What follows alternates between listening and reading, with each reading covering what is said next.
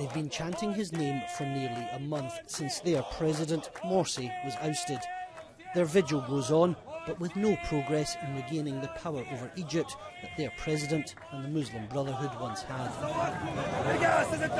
Just a few streets away yesterday, they battled against the security forces of the new Egypt. More than 70 of them died. A human rights organisation says these deaths were likely targeted killings. Britain, the United States and others have called on Egypt to stop the killings. Today, the country's foreign minister responded. We need to have a strong presence of the security forces, the police in particular, on the ground, on the theatre, being able to manage the situation without it leading to tragedies. To do that, you need to defuse the violence. If you have people shooting at each other on both sides, then you're obviously going to have casualties. So they lost control yesterday?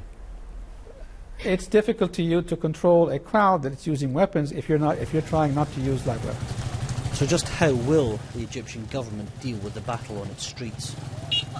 It seems that the security forces weren't trying to clear out the protesters, they were trying to contain them.